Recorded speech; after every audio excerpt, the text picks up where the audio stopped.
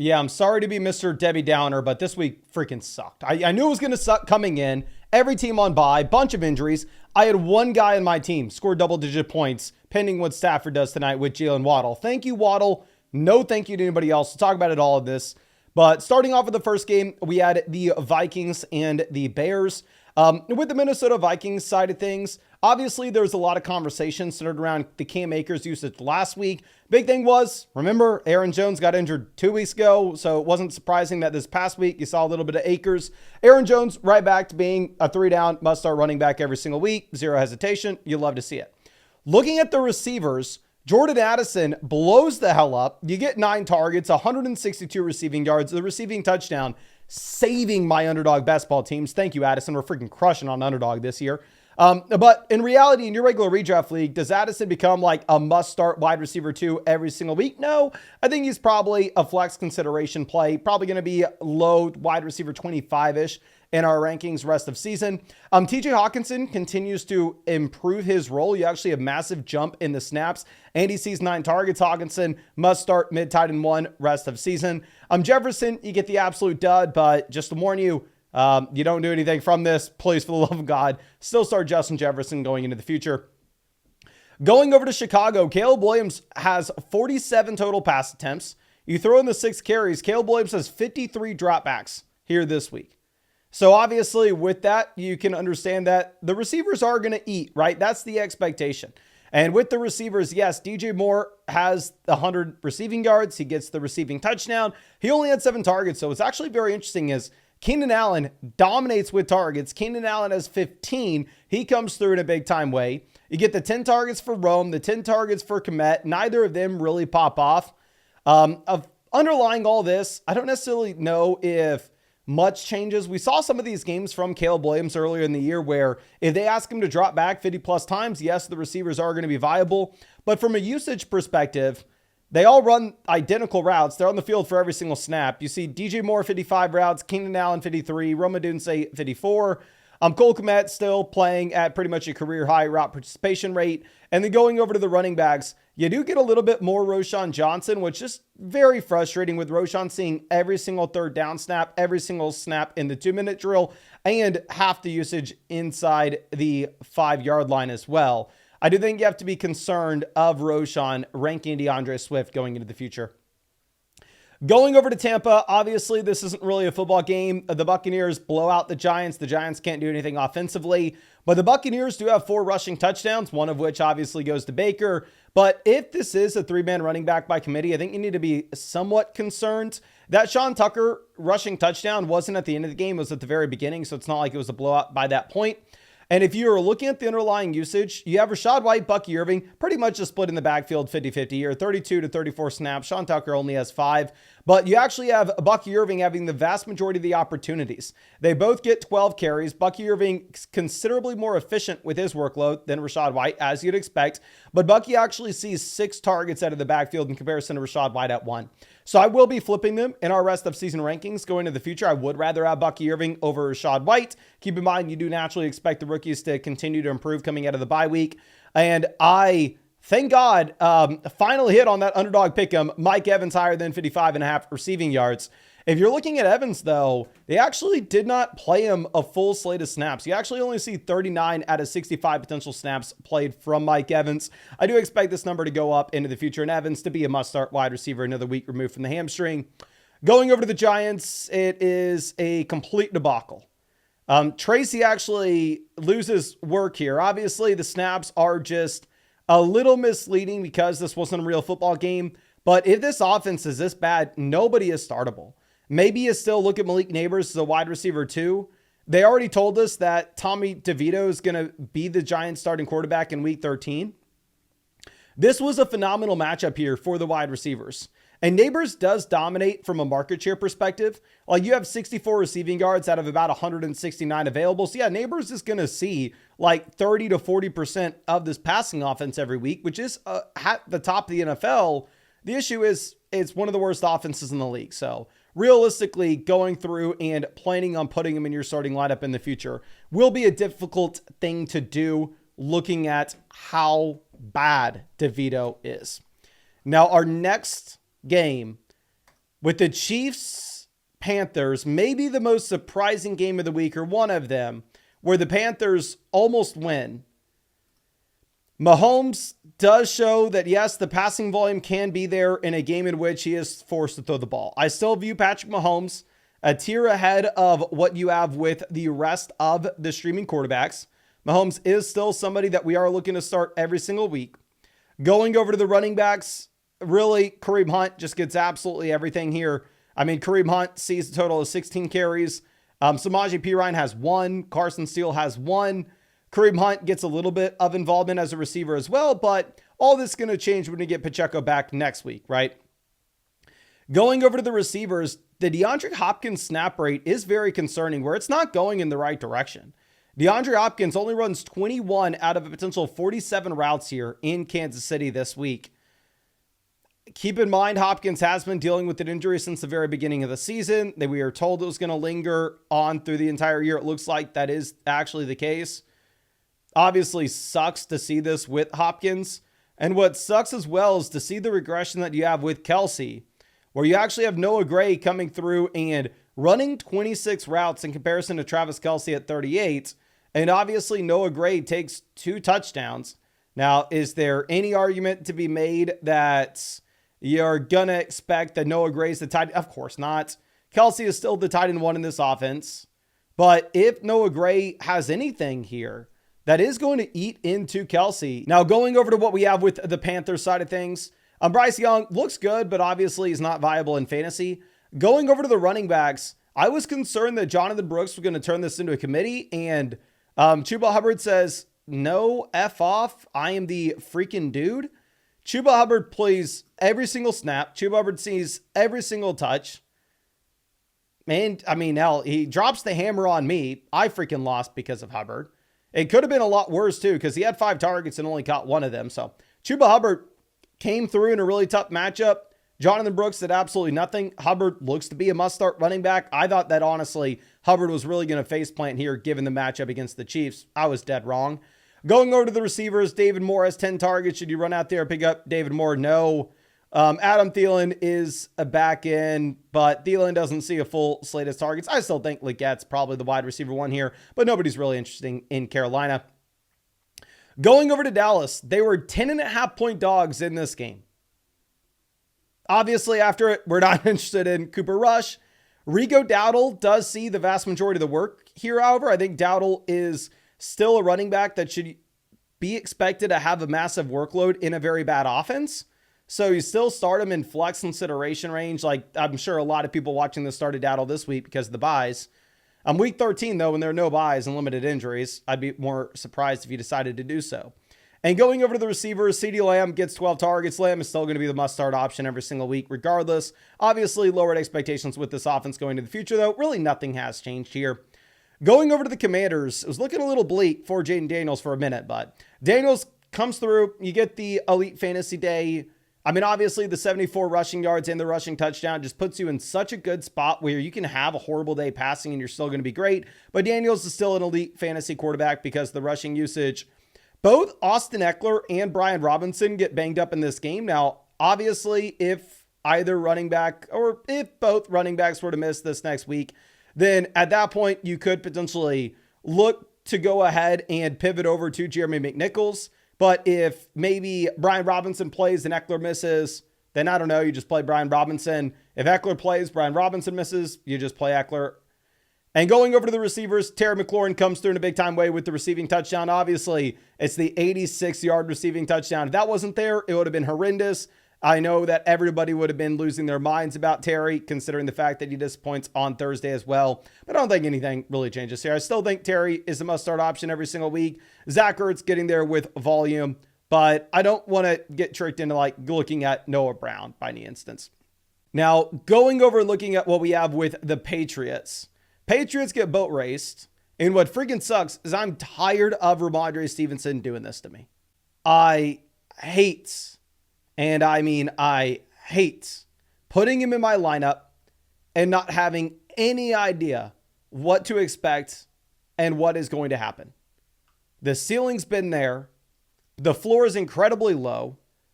This offense can really turn into a bottom 3 offense any given week. Even though Drake May does show signs of life. I don't know what to do with Ramondre. Every single time he does this, I go, okay, I'm not playing this dude anymore. He's never going to be startable again. And then the next week, Ramondre Stevenson will come out. He'll have 20 carries, 4 receptions, and drop 18 fantasy points. Going over to the receivers, the thing is, again, it's just getting spread to too many different players with the target volume in this offense where nobody is interesting. I know a lot of people were asking about Kayshon Boutte for whatever reason this morning in the live stream. Really hope we were able to talk you off that ledge, but yeah, I'm not interested in any receivers in this offense. And one thing that I'm not interested in either is going to be Zay Flowers for the Monday night game. At least I'm not interested in Zay Flowers going higher than 58.5 receiving yards. I would be taking the lower than Zay Flowers on the 58 receiving yards mark. Now, of course, we hit on our Mike Evans higher than 55.5 receiving yards on Sunday. So that means we are now 1 for 1,000 with our underdog calls this year. So definitely proceed with caution. But if you wanted to tell us on that, obviously you can find the link to Underdog Fantasy in the description, comment section. If you use code FLOCK, you'll get a 50% deposit bonus up to $1,000. You'll get a free Justin Herbert pick, more than less than half a total yard for the Monday night game. Plus, you'll be getting a free team review in the live stream that we're doing every single night. But moving over to the Miami Dolphins side of things, I actually got, we'll get to Waddle in a second. But Tua looks like he's a tier ahead of the streaming quarterbacks at this point. Tua looks like he is somebody that has to be rostered in every league. This was back-to-back weeks where we were in on Tua because sportsbooks were telling us that it was supposed to be a top 5 scoring offense in the NFL. Surprise, surprise, sportsbooks look like they are right more times than they are wrong. This is a great offense. The issue with Tua, of course, you're not going to have a ton of rushing upside. Going over and looking at what you have with the running backs, Achane, absolute must-start running back every single week, regardless of matchup. Obviously, get the receiving usage as well, where Achane comes in with the 2 receiving touchdowns. And then to go down what we have with the receivers, Tyreek disappoints, but Waddle, we get the blow up. I was actually forced to start Waddle because Devonta Smith was out this week, and he came through for us in a big-time way. It was not enough, sadly. And then looking at what we have with Jonnu Smith. Jonnu Smith has just continued to trend in the right direction. And it looks like more likely than not, Jonnu is turning into a must-start tight end every single week as well, if there's going to be this kind of passing volume in Miami. But disappointing to see the 4 passing touchdown day for Tua and Tyreek to do relatively nothing in this matchup. Now going over to the Titans, you have a lot of points scored here. I started the Texans defense and actually got there because of the touchdown. But regardless, if we are looking at Tennessee, I'm still not interested in Will Levis from a fantasy perspective. Going over to the running backs, we know Tony Pollard is going to have an absolute massive workload any given week where you have specifically no Tajee Spears. You can see it where he is pretty much locked and loaded to see 80+% of the snaps with no Spears in this offense. And then going over to the receivers, Nick Westbrook-Ikhine gets there with the receiving touchdown. For the love of God, do not get tricked into this guy. Calvin Ridley does lead the team in targets with 6. Ridley would still be my bet here at wide receiver. But honestly, nobody's interesting in this offense. I still think it's a bad one outside of Ridley and Pollard. And you're primarily interested in Pollard in the environments in which you have no Tajee Spears. Now going over to the Texans, super disappointing day offensively. I was expecting to maybe get a little bit more here from Houston, where Joe Mixon, you only get the 22 rushing yards. I mean, just super disappointing game in general. He kind of saves you with the points per reception with 5. I'm going over to what we have with CJ Stroud. CJ Stroud, I was hoping he was going to look better with Nico Collins at 100%. And Nico Collins did get up to 44 out of a potential 56 snaps. So it looks like Nico's back to the role that he had pre-hamstring injury. But still, Stroud doesn't look anything better than just a streaming quarterback. Stroud's been horrendous in fantasy this season. And then going over to the receivers, Nico, obviously, must start wide receiver 1 every single week. Tank Dell, a desperation flex play that you're not wanting to go with. And then not interested in any of the tight ends here whatsoever.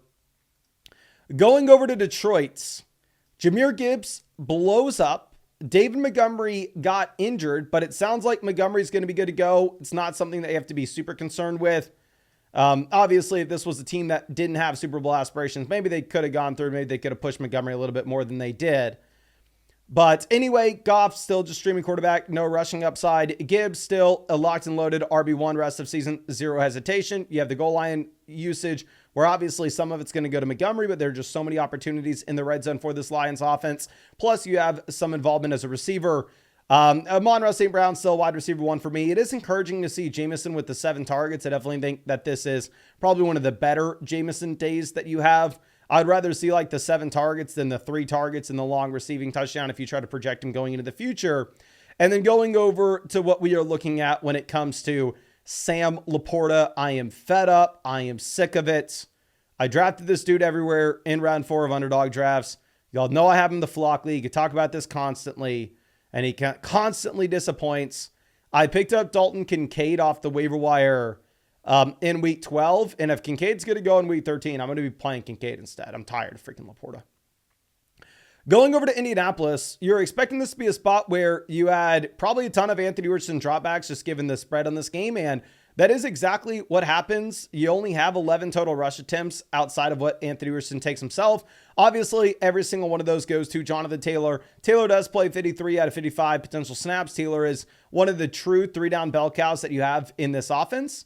Now, of course, with that being said, super tough game environment. Jonathan Taylor, no receiving usage. Jonathan Taylor gives you the most dud of a performance as you possibly can. And a lot of people in the live stream were asking if they should bench Jonathan Taylor this morning. And sadly, your boy was saying, yeah, probably lower expectations, but probably still have to play the dude. But yeah, Jonathan Taylor, super disappointing. Looking at what we had with the receiving usage, Josh Downs, Michael Pittman Jr., they both lead the team in targets with 7. Neither of them pops off.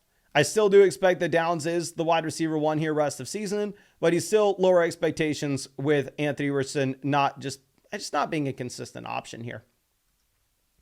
Now going over to Denver, Bo Nix, I still think is a tier ahead of the rest of the streaming quarterbacks. I don't think he's some elite QB1. I know some people are trying to tell us that he should be ranked out of freaking Jaden Daniels. For the love of God, don't think that. But yeah, Bo Nix, the fine day. The issue, of course, you're not going to have much rushing upside.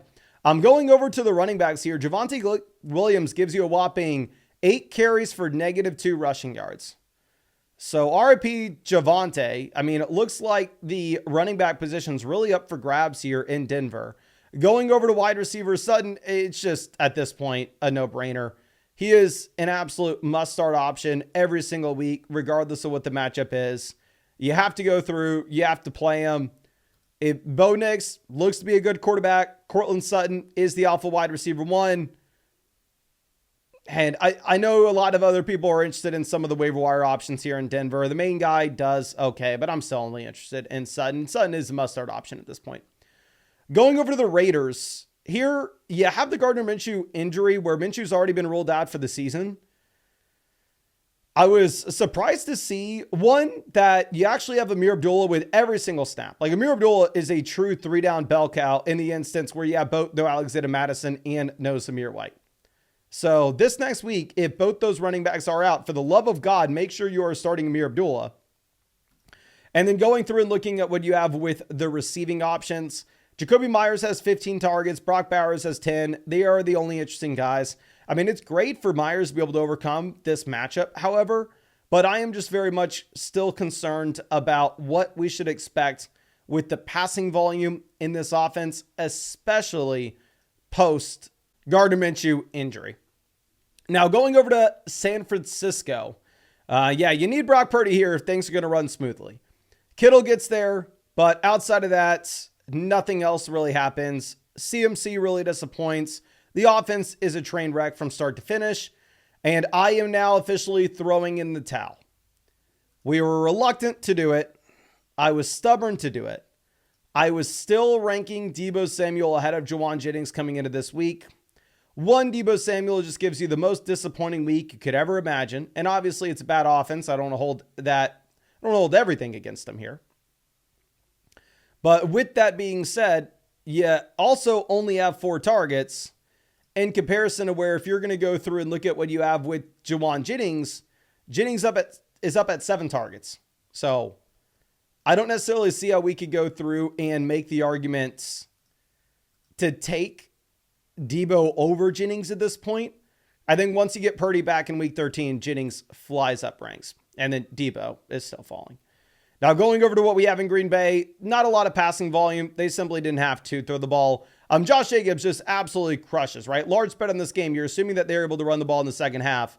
And I want to go, oh, look at me. We called Josh Jacobs. We are so high on Jacobs this season. We were higher on him than Derrick Henry. Clearly, I can't say that. I can't try to victory lap our Josh Jacobs over Derrick Henry take at this point. But yeah, Jacobs remains a running back one. Stood by him all season. This is a 3-down running back that's in one of the league's best offenses. You go through and you start him. You should have touchdown upside and a receiving role every single week. Looking at what we have with the receivers, finally it catches up on Jaden Reed not having the receiving volume. He had only 3 targets in this.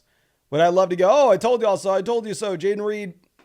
No, in reality, I mean, I don't necessarily know if this is so much about Jaden Reed just coming back down to earth and the efficiency falling, or if this is about just Jordan Love completing 13 passes. They didn't have to throw the ball. I don't want to blame it on the receivers. Romeo Doubs being banged up as well may actually make Jaden Reed a little bit better here. And then going over to the Cardinals, Kyler Murray, really disappointing game. You only get 9 rushing yards. So previously, we were really high on Kyler in this environment. I was actually kind of excited about, I was really excited about James Conner as well. Both guys severely disappointed. Looking at James Conner, you actually do have DeMercado and Trey Benson seeing usage here, which is just super frustrating. I mean, James Conner still has the vast majority of the work, but he just does nothing with it. He gets 7 carries for 8 rushing yards. So another one of these guys in my team that scored less than 10 points. McBride, absolutely dominant. McBride at this point, I think you do put him up there. I still have Kittle tight end 1, just especially as we get Purdy back in. But it definitely, I think instead of it being a big 4 with Kelsey being at 4, I think it's only a big 3 with the combination of McBride, Kittle, and Bowers. And then looking at Marvin Harrison Jr., he does only trail McBride in targets with a total of 6. But still, at the same time, when you just have this bad of a day for Kyler and McBride eats this much, Harrison's not really going to do anything. Still kind of a boom bust wide receiver 2. Going over to Seattle, with Seattle, I don't know if there's much to talk about. Geno Smith still just remains a streaming quarterback, no rushing upside. Kenneth Walker, I still do view as an RB1 because even when he has a bad day rushing, like you just did with only 41 rushing yards, you still have him coming through with the 9 points just as a receiver with the 4 receptions and 52 receiving yards. And then going over to what we have with the wide receivers, we have JSN, DK Metcalf, and this is now back-to-back weeks where JSN leads this team in targets and receptions as well as receiving yards. So I think you're in a spot where we probably need to, I don't know, bridge the gap a little bit and give JSN more credit and give DK Metcalf less credit in our rest of season ranks. But of course, our rest of season ranks will come out tomorrow. And again, I want to reiterate one of my favorite picks on Underdog for tomorrow night. It's actually going to be Zay Flowers to go fewer than 58.5 receiving yards. And if you wanted to trail us on that, you can find the link to Underdog Fantasy in the description, comment section. Promo code FLOCK will get you that 50% deposit bonus up to $1,000. Plus, you'll be getting that free Justin Herbert pick, more than less than half a total yard. But I think that's all I got for you. Really do appreciate you and really hope we get to see you out with the live stream tomorrow night.